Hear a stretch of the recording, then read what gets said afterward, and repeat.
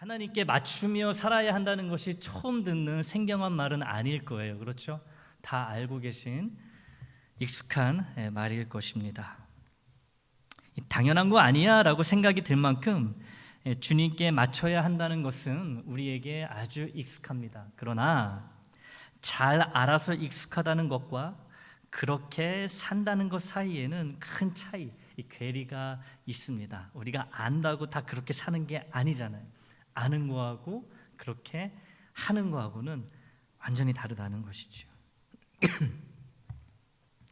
하나님께 맞춰야 한다고, 그게 당연하다고, 그걸 모르는 그리스도인이 어디 있냐고 그렇게 말은 하지만 실상은요, 하나님이 나에게 맞춰주길 바라고 또 하나님이 나에게 맞춰주시는 게 당연하다고 생각을 하고 또 당연히 그렇게 해줄 것이라고, 이런 오해 속에 우리는 살아간다는 것이지요. 입으로는, 머리로는 당연히 주님께 내가 다 맞춰야지 하는데 마음으로는 뭐예요? 주님이 나를 맞춰주셔야지, 내가 원하는 대로 들어주셔야지, 이런 오해로 살아간다는 것이죠. 그러니까 말하고 이 삶하고 다른 거예요. 이 그냥 오해가 아니라 아주 심각한 오해입니다, 사실.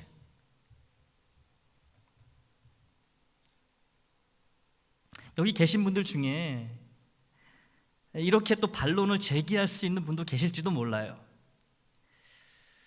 내가 하나님께 맞추는 것이 아니라 하나님이 내게 좀 맞춰주실 수 있는 거 아닌가요? 라고 이렇게 반론하실 수 있는 분도 계실지도 몰라요. 그리고 하나님이 나를 맞춰주셔야 된다는 그럴싸한 반론의 증거로 성경 말씀을 제시하실 수도 있습니다. 이것 보세요, 하나님이 맞춰주시잖아요. 그럴 수 있다는 것이죠.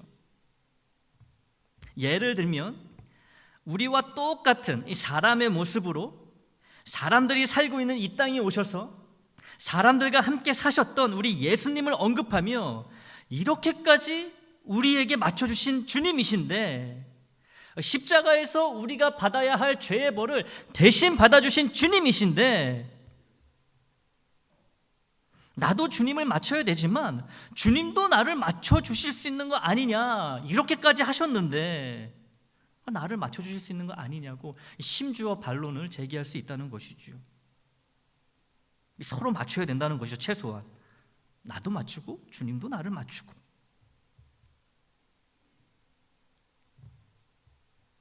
이 하나밖에 없는 아들의 목숨을 나를 위해 내어주셨다면 나에게 맞춰주시는 건 하나님께 아주 쉬운 일이라고 나름 논리적이며 얼핏 은혜롭게 들리는 것 같은 말을 우리가 할 수도 있습니다. 아니, 하나밖에 없는 아들도 나를 위해 주셨는데 아니, 내가 원하는 거 그까짓 거 뭐라고 맞춰주시지 못하겠어? 굉장히 듣기 좋은 말이죠. 은혜롭습니다. 하나님이 나를 맞춰주신다는 것. 그런데 여러분, 이런 주장과 이런 생각과 이런 말은 정말 매우 위험합니다. 굉장히 위험해요. 이런 오해의 뿌리가 하나님의 전능하심을 이용하고 하나님의 선하심을 남용하려는 이 악한 의도에 자리 잡고 있기 때문에 그래요. 하나님을 사용하려고 한다는 것이지요. 이런 의도적인 악한 오해는 우리가 그리스도인으로 살아갈 때 치명적인 독과 같습니다. 여러분, 생긴 대로 산다라는 말이 있습니다. 제가 그걸 까먹었네요. 인사를 까먹었어요. 여러분, 생각난 김에 우리 전후좌우 분들 보시면서 주하기에 인사합니다. 주하기에. 네, 이영자 권사님 주하기에 한번 해보세요. 네, 이영자 권사. 할렐루야, 주하기에. 네, 여러분 주변 분들 한번 얼굴을 보십시오. 우리 가끔 보잖아요. 한번 보세요.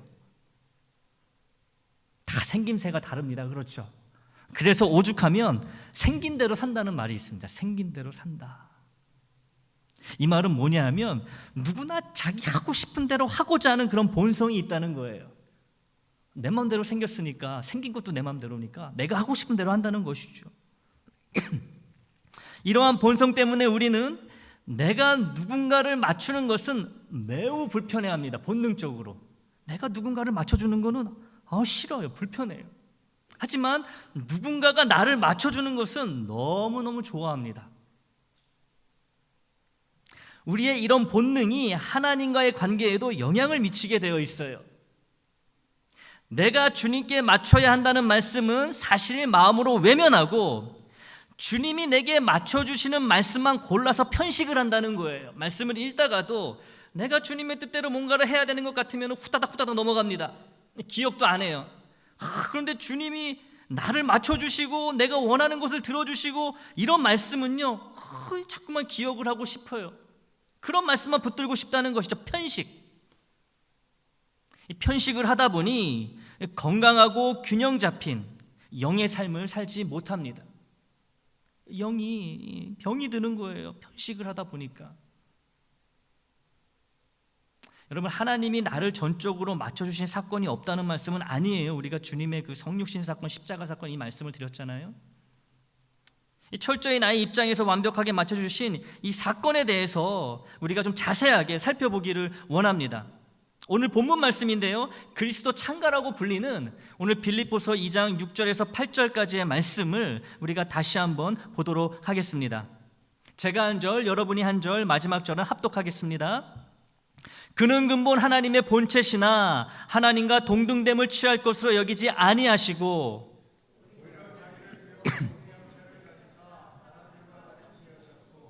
사람의 모양으로 나타나사 자기를 낮추시고 죽기까지 복종하셨으니 곧 십자가에 죽으심이라. 아멘. 하나님이신 우리 예수님이 우리와 똑같은 연약한 육신으로 이 땅에 오셨고, 그것뿐만 아니라 나를 위해 십자가에 대신 달려 죽으셨다는 이 말씀은 분명 나에게 모든 것 100%를 맞추신 주님의 이 모습과 사건을 증거하고 있습니다. 완벽하게 나에게 맞춰주신 거예요. 나와 똑같은 모습으로 오시고 나와 똑같이 살아가시고 나를 대신해서 내가 받아야 될 십자가 형벌을 받아주신 것, 100% 나에게 맞춰주신 사건입니다.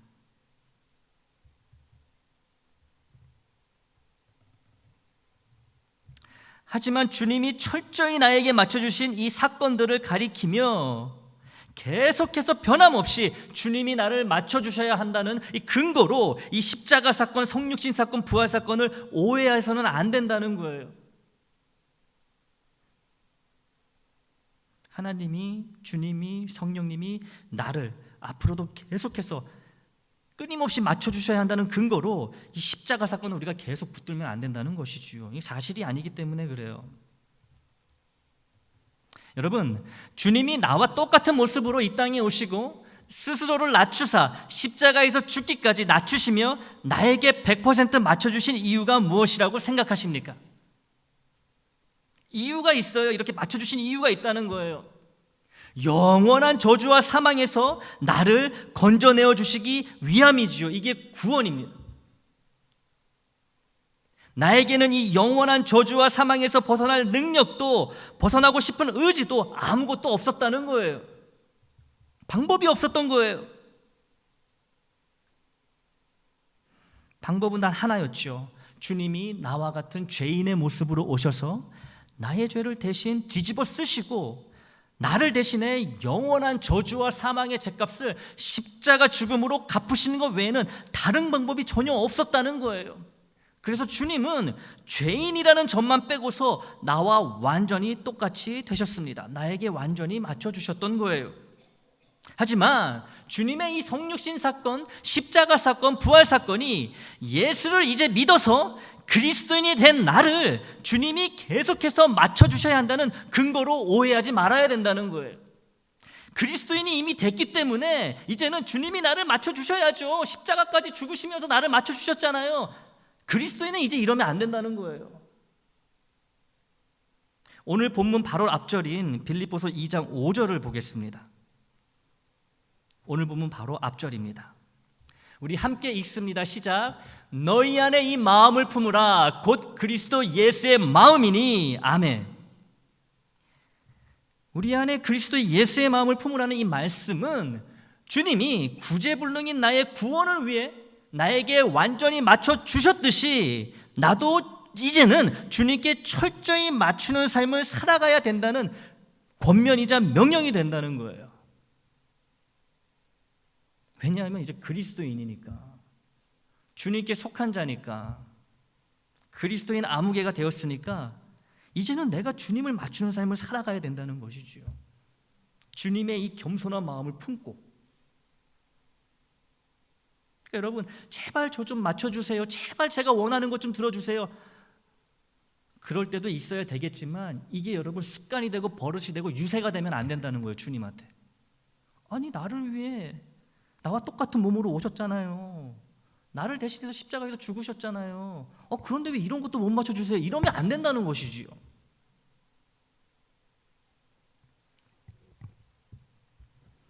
그리고 주님께 맞추는 삶은 주님이 사랑하는 영혼들이 주님을 바라보고 주님을 믿고 의지할 수 있도록 그들의 상황과 형편에 내가 맞추어주는 삶으로 반드시 이어져야 된다는 거예요. 여러분, 주님께 맞추는 삶은 다른 말로 주님이 사랑하는 사람들에게 나의 자신을 맞춰주는 삶이 돼야 된다는 거예요.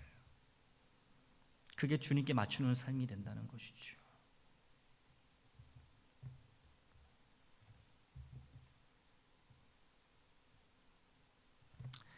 그리스도인이 된 나에게 주님의 성육신, 십자가 죽음, 그리고 부활은 이제 내가 주님께 철저히 맞추는 삶을 살아가야 된다는 근거가 되어야 하고요, 다른 이들을 섬기기 위해 그들에게 맞추어주는 삶을 살아야 한다는 강력한 자극제가 되어야 합니다.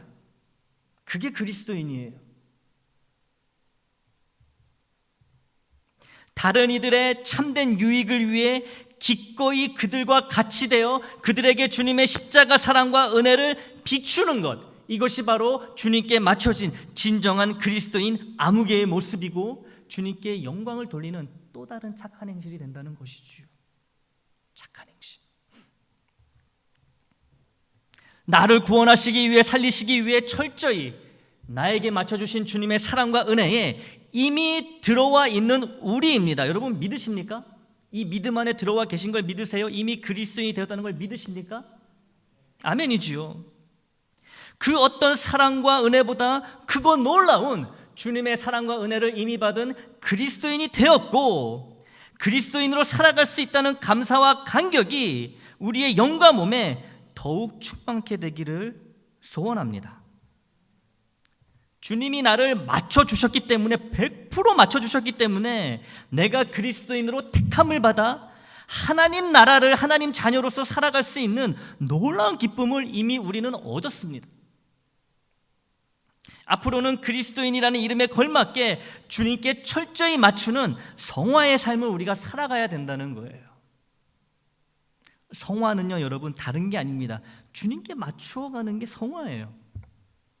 주님이 거룩하시니까. 주님께 맞추게 될 때 나의 믿음은 주님의 믿음으로 자라고 성숙해집니다. 주님께 맞춰야 되는 거예요. 주님께 대충 맞추는 것이 아니라 안성맞춤처럼 꼭 들어맞는 맞춤이 되도록 간절히 바라며 함께 기도하고 함께 노력하는 우리 애장이 되기를 주 안에서 기대합니다. 그럴 때에 내 안에 있는 구원의 기쁨과 소망이 더욱 강렬해지고 하나님 나라를 지금 여기 이 땅에서도 깊이 있게 살아가는 은혜 위에 은혜를 우리는 누리게 됩니다. 여러분, 기억하시기 바랍니다.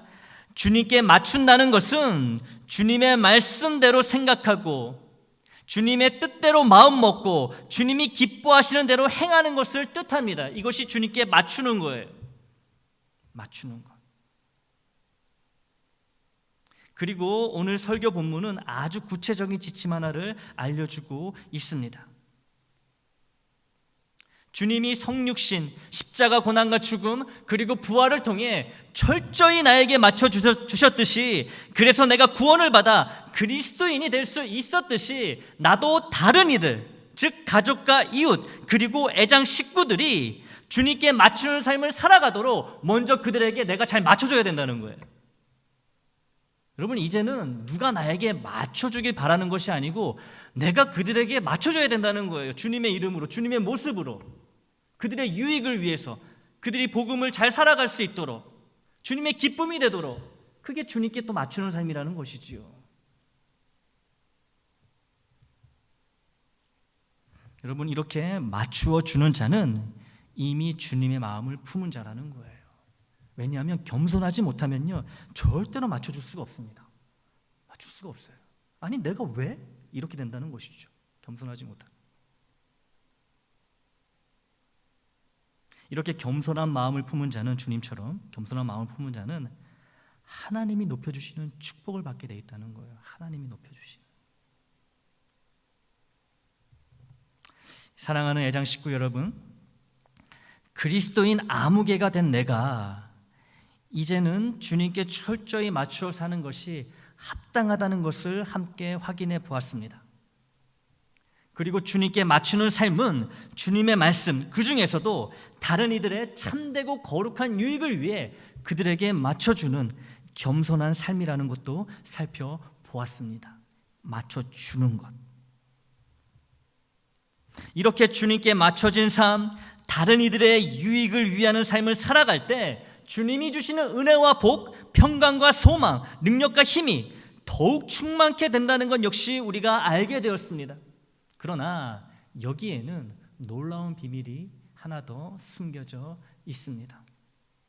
숨겨져 있는 이 비밀을 고린도전서 9장 19절에서 23절 말씀을 통해 찾아볼 수 있어요. 이 말씀에서 찾아볼 수 있습니다. 우리 한 절씩 교독하겠습니다. 내가 모든 사람에게서 자유로우나 스스로 모든 사람에게 종이 된 것은 더 많은 사람을 얻고자 함이라.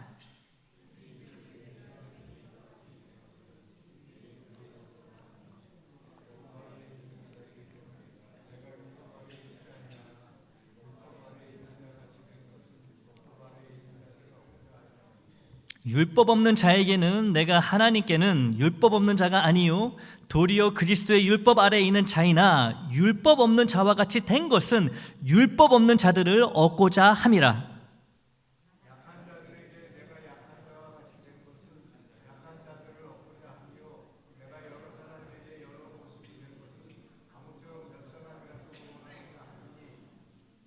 함께 읽습니다.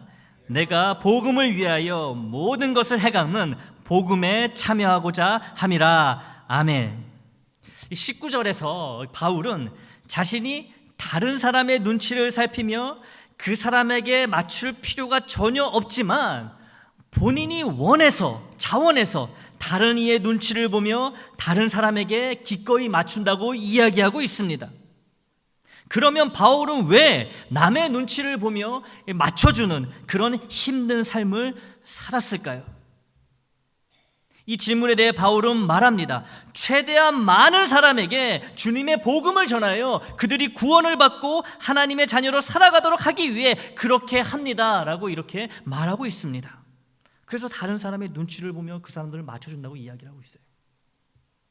왜요? 한 사람이라도 더 주님을 바로 알고 바로 믿고 구원받은 자로 살아갈 수 있도록 그렇게 하기 위해서 눈치 본다는 거예요. 다른 사람.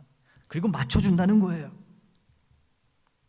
그리고 20절에서 21절에서는요 20절에서 22절에서는 바울이 누구의 눈치를 보며 어떻게 맞춰주는지에 관한 구체적인 내용이 나오고 있습니다. 먼저 유대인에게는 유대인처럼 맞춰주고 율법 아래에 있는 자에게는 율법 아래에 있는 자처럼 맞춰주고 약한 자에게는 약한 자처럼 맞춰주고 이 외에도 여러 사람들을 대함에 있어서 그들에게 맞춰주고 있다고 이렇게 이야기하고 있습니다. 굉장히 피곤한 삶입니다, 여러분. 사실 가족 눈치 보는 것도 여러분 때로는 짜증이 나고 힘들잖아요. 그런데 하물며 생판 모르는 사람들인데 다 생긴 대로 사는 사람들인데 그 사람들 맞춰주려고 하니 여러분 이게 얼마나 힘든 삶이겠습니까? 근데 바울은 그렇게 했다는 거예요. 그들의 유익을 위해서. 그러나 여러분, 다른 이에게 맞춰준다고 해서 그 사람과 똑같이 말하고 똑같이 생각하고 그 사람이 하는 말과 행동을 무조건 따라하는 것이 절대로 아닙니다. 이것을 잘 유념하셔야 돼요. 맞춰준다는 것은 그 사람의 입장에서 생각해보며 그 사람을 이해해 보려는 귀한 시도이고 그러한 이해를 바탕으로 그 사람의 눈높이에서 그 사람에게 복음을 전하는 것을 의미합니다. 맞춰준다고 해가지고요 그 사람이 하라는 대로 하는 게 아니에요. 그 사람이 살아가는 모습으로 똑같이 살아가는 게 아니, 이게 맞춰주는 게 아니에요. 그 사람이 지금 어떤 형편에 있고 왜 저렇게 살아갈 수밖에 없고 그 사람의 입장에서 그 사람의 인생을 들여다보는 것이지요. 아, 지금 이 사람에게는 그럼 이게 필요하겠구나, 주님의 이런 말씀이 필요하겠구나, 이런 위로와 권면이 필요하겠구나, 이게 맞춰준다는 거예요. 그 사람이 좋아하는 거 다 들어주, 이게 아니라는 거예요. 물론 같이 그 사람이 즐거워하는 것도 같이 해주지만 그 사람이 좋아하는 게 죄라면 여러분 하지 말아야 되는 것이죠. 이 분별력을 가지고 기준을 가지고 맞춰주는 것, 그 사람의 상황을 살펴보는 것, 이해하는 것, 이게 맞춰줌이라는 거예요. 맞춰주는 것. 여러분 주보 표지를 보세요. 네. 이 남녀가 서로 좋아서 쳐다보는 게 아니고요. 네, 교인들입니다. 교인들. 근데 서로 눈을 보면서 여러분 서로를 이해하고 맞춰주는 그런 의미를 가지고 있는 그림이에요. 우리가 여러분 같은 눈높이에서 서로 이렇게 바라보는 것, 아, 당신은 이러한 생각을 가지고 있고 지금 처한 상황이 이러니까 아, 지금 그렇게 이야기하고 그런 반응을 보이는군요. 서로 이렇게 맞춰준다는 것이지요. 서로 맞춰주고 서로 위해서 그렇게 필요한 기도를 해주고 서로 섬겨주고. 바울은 이런 맞춰줌의 삶을 살았고 이런 맞춰줌의 삶이 주님을 맞추는 삶이 되었다는 것입니다. 여러분 이것은 성육신의 원리와 같아요. 주님이 우리에 대한 사랑의 증거로 이 땅에 우리와 같은 몸으로 오셔서 구원을 주셨듯이 내가 다른 이의 상황으로 들어가서 복음을 전하고 그 사람을 구원의 문으로 안내하는 것, 이것이 바로 내가 다른 이의 눈치를 보며 다른 이에게 맞춰주는 것이 된다는 것입니다. 그 사람의 삶으로 들어가는 거예요. 주님이 우리의 삶으로 들어오셨듯이 내가 다른 일을 맞춘다는 것은 그 사람의 삶으로 들어간다는 것입니다. 그리고 그 사람에게 필요한 것을 정확하게 찾아내어서 그 사람에게 줄 수 있는 것은 주고 내가 줄 수 없는 것을 하나님께 간구하고 그 사람이 어떻게든 믿음 위에 바로 설 수 있도록, 구원을 얻을 수 있도록, 구원을 받았다면 구원의 기쁨 가운데 살아갈 수 있도록 그렇게 눈치를 보며 맞춰주는 것이 주님을 맞추는 삶이고요. 그리스도의 합당한 착한 행실이라는 것이죠. 그리고 바울 사도는 이런 눈치와 맞춤을 실제로 살아내었습니다. 이제 다른 이에게 맞추는 삶에 담겨있는 비밀이 나옵니다. 23절이에요. 여러분 이게 비밀입니다. 내가 복음을 위하여 모든 것을 행함은 복음에 참여하고자 함이라. 이게 이유예요. 피곤하고 힘들어도 남의 눈치 보며 남에게 맞추는 그렇게 살아가는 이유가 뭐라고요? 그렇게 살아야 복음에 참여하게 되는 큰 유익이 자기에게 있기 때문이라는 거예요. 자기의 유익을 위해서 이렇게 한다고 이야기합니다. 복음에 참여하는 유익이란 다른 이에게 맞춰주는 낮아짐과 겸손을 통해 이 복음을 증거할 때 내가 이미 받은 복음의 능력과 위로와 소망을 더 자세하게, 더 깊게, 더 절실하게 체험하게 되는 것을 뜻합니다. 이것이 복음에 참여하는 유익이에요. 이 유익 다시 말씀드립니다. 내가 다른 이의 눈치를 보며 다른 이에게 맞춰줌으로 인하여서 그런 겸손함을 통해서 주님의 모습을 증거할 때, 보여줄 때 내가 이미 그리스도인으로서 받은 이 복음의 능력과 위로, 이 소망이 더 자세하고 더 깊게, 더 절실하게 느껴지게 된다는 것, 이것이 복음에 참여하는 유익이 됩니다. 바울은 이것 때문에 눈치 보며 살았던 거예요. 맞춰주며 살았던 것이지요. 각양각색의 사람들을 만나면서 피곤해도 할 수밖에 없어요. 그 피곤함이, 그 힘듦이 충분한 가치가 있거든요. 내게 복음에 참여하는 유익을 주기 때문에. 결국 주님께 맞추는 삶, 다른 이에게 맞추는 삶은 주님을 기쁘시게 하고 다른 이들에게 복음의 큰 유익을 안겨다 줄 뿐만 아니라 무엇보다 나 자신이 복음이 주는 기쁨과 행복을 더욱 만끽하게 되는 유익을 가져다 준다는 것이지요. 그래서 오늘 설교 제목이 일석삼조의 유익이에요. 주님께 맞추기만 하면요, 다른 이들에게 맞추게 되고요. 그렇게 주님과 다른 이들에게 맞추는 삶을 살아가게 되면 누가 유익을 얻게 돼요? 내가 유익을 얻게 된다는 거예요. 일석삼조, 일석이조가 아니라. 저의 간절한 바람 중 하나는 우리 애장 모든 식구들이 어떤 상황과 형편에서도 이 복음이 주는 위로와 힘, 소망과 기쁨 가운데 하루하루 살아가는 것입니다. 제가 매일 기도하는 것 중에 하나예요. 정말 간절히 바라는 것 중에 하나입니다. 그리스도인인 우리 애장 모든 식구들이 처한 상황이 어떻든 형편이 어떻든 이 복음 때문에 힘을 내고 위로를 얻고 소망을 안고 그럼에도 불구하고 기뻐하며 살아가는 것. 주님은 저보다 더 원하시겠죠.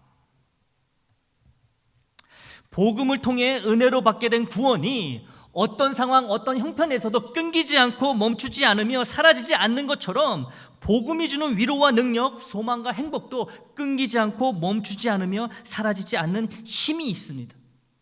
믿는 자에게는 이런 복음의 능력이 계속 이어지는 거예요. 믿지 않으면요, 여러분, 나와 아무런 능력이 상관이 없는 게 이 복음의 능력이라는 것이죠. 이러한 복음의 유익에 참여하려면 주님을 기쁘시게 하는 말씀의 삶을 살아야 하고 다른 이의 형편과 처지에 맞추어 복음의 말과 행위를 보여줌으로써 주님의 사랑과 은혜를 반드시 알려야만 합니다. 눈치를 보고 그 사람을 맞춰야지 내가 받은 구원의 그 기쁨, 이 복음의 능력 참여하게 된다는 거예요. 가만히 아무것도 안 하고 살아가면 여러분 복음의 능력이 나타날 수가 없습니다. 복음을 기뻐할 수가 없어요. 주님께 맞추는 것은 이처럼 일석삼조의 유익을 가져옵니다. 곧 주님께는 영광을, 다른 이에게는 복음의 참된 유익을, 나에게는 복음의 위로와 힘, 소망과 기쁨을 주는 일석삼조의 유익입니다. 주님의 영광을 위해 주님의 말씀에 맞추고 복음 증거를 위해 어렵고 힘들어도 다른 이의 상황과 형편에 맞추어 살 때 슬픔 많고 아픔 많은 나의 인생일지라도 복음이 주는 넉넉한 위로와 힘, 소망과 기쁨 가운데 살아가게 될 줄 믿습니다. 이를 위해 하나님께서 우리 각 사람의 마음을 주님의 마음처럼 겸손한 마음으로 변화시켜 주시고 우리가 그 겸손한 마음을 품고 살아갈 수 있도록 은혜로 인도하여 주시기를 우리 주님의 이름으로 축원합니다.